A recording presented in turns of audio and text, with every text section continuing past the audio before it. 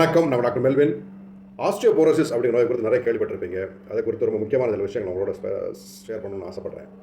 Like பெண்களுக்கு, முக்கியமாக மெனோபாசலான பெண்களுக்கு, மாதம் முறை நின்று போன பெண்களுக்கு வரக்கூடிய ஒரு மிக முக்கியமான பிரச்சனை தான் அந்த ஆஸ்டியோபோரோசிஸ். போன் மெலிதாகுதல் அப்படின்னு நம்ம சொல்லுவோம். தும்முனா அல்லது இருமுனா கூட உங்கள் போன் உடஞ்சி போவதற்கான வாய்ப்பு இருக்கக்கூடிய மிக மோசமான ஒரு வியாதி. போன்ஸ் எல்லாம் அதனுடைய டென்சிட்டி, அதனுடைய ஸ்ட்ரென்த் எல்லாம் இழந்து ரொம்ப வேகமாக உடஞ்சி போகுது அப்படின்னு சொல்லும்போது உங்களுடைய வாழ்க்கை தரமே மாறிப்போகும், ரொம்ப ஆபத்தானதாக மாறும். லைக் உங்களுடைய ஹிப் ஜாயிண்ட் ஃப்ராக்சர் அல்லது ரிஸ்ட் ஃப்ராக்சர் அல்லது ஸ்பைன் ஃப்ராக்சர் இதெல்லாம் காமனாக வரும். இது வந்துச்சுன்னு சொன்னால் வாழ்க்கையை அது முடக்கி போடும் அப்படின்னு பார்க்குறோம். முக்கியமாக ஹிப் ஜாயிண்ட் ஃப்ராக்சர் அல்லது ஹிப் போன் ஃப்ராக்சர் ரொம்ப ரொம்ப டேஞ்சரானது. அது லைஃப் த்ரெட்டனிங் அப்படின்னு சொல்கிறாங்க. சாவை கூட கொண்டு வந்து விடும் அப்படிங்கிறதான் அதனுடைய நிஜமான மருத்துவ உண்மையாக இருக்கிறது. ஏன் அப்படி மெனோபாஸில் வரும்போது மாதம் வரை நிற்கிற காலகட்டத்தில் உங்களுக்கு ஆஸ்டியோபோரோசிஸ் வருது?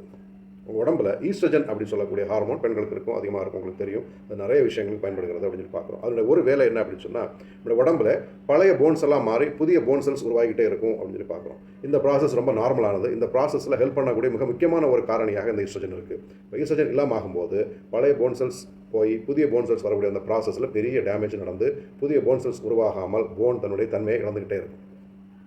அதனால தான் இந்த காலகட்டத்தில் போன்ஸ் ஸ்ட்ராங் ஆகிறதுக்காக உங்களுக்கு கால்சியம் சப்ளிமெண்ட்ஸ் எல்லாம் கொடுப்பாங்க. நீங்கள் அது ஹோமியோபதி மருந்தில் கல்கேரியா ஃபாஸ், கல்கேரியா ஃப்ளோர் போன்ற நல்ல மருந்துகள் இருக்கிறது. ஒரு ஹோமியோபதி மருத்துவர் அணுகி நீங்கள் தேவையான அட்வைசஸோடு இந்த மருந்தை எடுத்துக்கொள்ளலாம். உங்கள் சாப்பாட்டு முறைமைகளை நீங்கள் மாற்றிக்கொள்ளணும். இந்த காலகட்டத்தில் கால்சியம் அதிகமாக கிடைக்கக்கூடிய உணவு முறைகளை நீங்கள் எடுத்துக்கொள்ளணும். க்ரீன் லீஃபி வெஜிடபிள்ஸ் ரொம்ப முக்கியமானது. அது என்ன பிரச்சனை அப்படின்னா, இந்த கால்சியம் நம்ம எடுத்துக்கொள்ளும் போது நம்ம உடம்பு அதை அப்சார்வ் பண்ணணும்னு சொன்னால் விட்டமின் டி நமக்கு ரொம்ப அவசியமானது. இந்த விட்டமின் டி எங்கே இருக்குது அப்படின்னு சொன்னால், நிறைய பேர் சூரிய ஒளியில் இருக்குன்னு நினச்சிருக்காங்க. சூரிய ஒளியில் இல்லை. சூரிய ஒளியிலிருந்து வரக்கூடிய அல்ட்ரா வயலட் பி ரைஸ் நம்ம ஸ்கின்னில் படும்போது ஸ்கின் தான் சிந்தசிஸ் பண்ணி இந்த விட்டமின் டியை உருவாக்கி தரும். இந்த விட்டமின் டி நம்ம உடம்புல உருவாகி இருக்கிற போது நமக்கு என்ன நடக்குது, இந்த கால்சியம் அப்சார்ப்ஷன் நல்லா நடந்து கால்சியம் என்ன வேலையை நமக்கு தரணுமோ அந்த வேலையை நமக்கு உடம்புக்கு செஞ்சு தருது அப்படின்னு பார்க்குறோம். இப்போ ஃபார்ட்டிஃபைடு விட்டமின் டி அப்படின்னு சொல்லி நிறைய உணவுகள் பொருட்கள்லாம் கொண்டு இருக்கிற சீரியல்ஸ், அதே மாதிரி மில்க் 45 வித் விட்டமின் டி எல்லாம் வருது. அது காட் லிவர் ஆயில் இதெல்லாம் நீங்கள் ஒரு மருத்துவருடன் ஆலோசனை கேட்டுக்கொண்டு கரெக்டாக அதை எடுத்து ஃபாலோ பண்ணுறீங்க அப்படின்னு சொன்னீங்கன்னா நீங்கள் கண்டிப்பாகவே இந்த ஆஸ்டியோபோரோசிஸ் நோயிலிருந்து ரொம்ப நல்லபடியாக கடந்து வரலாம். கண்டிப்பாக எல்லா மெனோபாசலான உமனும் ஒரு ஹோமியோபதி மருத்துவர் அணுகி இதற்கான ஆலோசனைகளையும் மருந்துகளையும் பெற்றுக்கொண்டு உங்கள் உடல் ஆரோக்கியத்தோடு இருக்க என்னுடைய வாழ்த்துக்கள். Be happy, B healthy.